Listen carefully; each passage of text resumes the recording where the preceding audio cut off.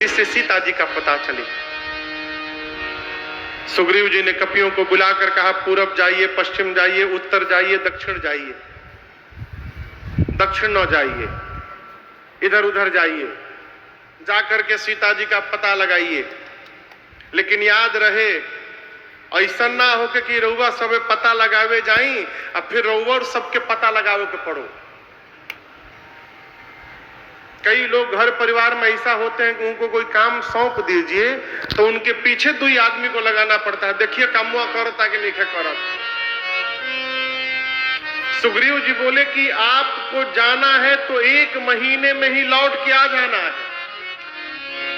और दूसरी शर्त ये बिल्कुल नहीं चलेगा कि गए 1 महीना सो के चले आए और आके बोल दिया नहीं मिली सीता जी।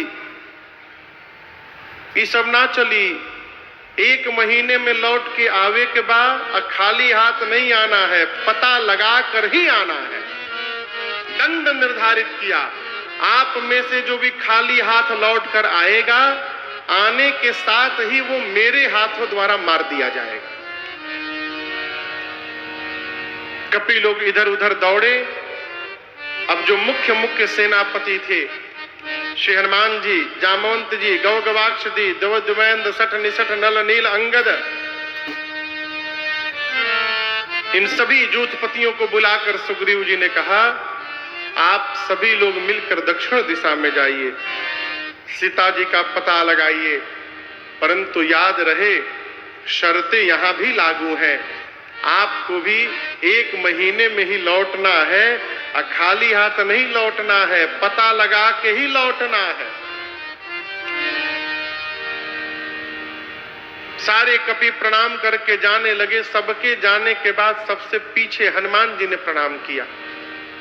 पाछे पवन तनय सिरुनावा, जान काज प्रभु निकट बुलावा, परसा शीस सरोरुह पानी, कर मुद्रिका दीन जन जानी, बहु प्रकार सीतहि समुझाए हो, कहि बल बिरह बेगे तुम आए हो, बहु प्रकार सीतहि समुझाए हो, कहि बल बिरह बेगे तुम आए हो।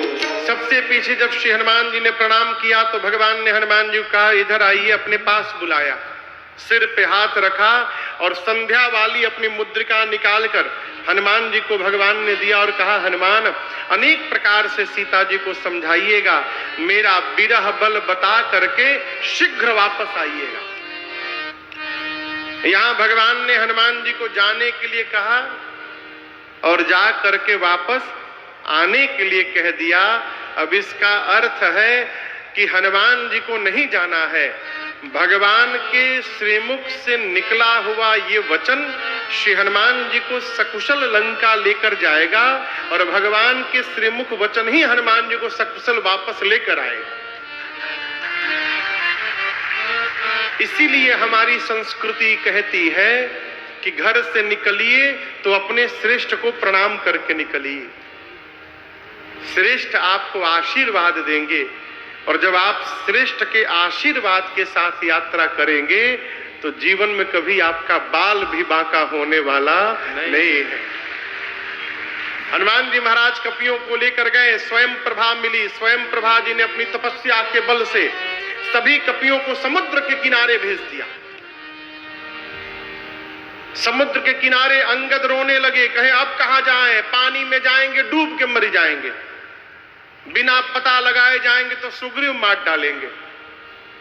तब तक संपाति मिल गए, जटायु जी के भाई, और जटायु जी के भाई ने मार्ग प्रशस्त किया।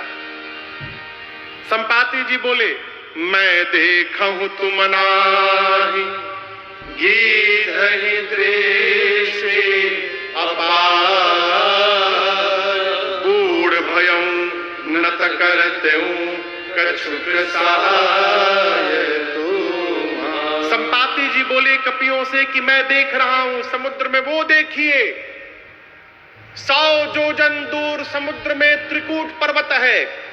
त्रिकूट पर्वत के एक कूट पर अशोक वाटिका है, जहां अशोक वाटिका में एक अशोक वृक्ष के नीचे वो सीता जी बैठी है। दिखाई पड़ गई सीता जी, सारे कपि नाचने लगे, सीता जी का पता लग गया। जामवन जी बोले और सहायता करिए। बोले और नहीं करूंगा। क्यों नहीं करेंगे? बूढ़ भयऊं न त करतऊं कछुक सहाय तू। मैं बूढ़ा हो गया हूं।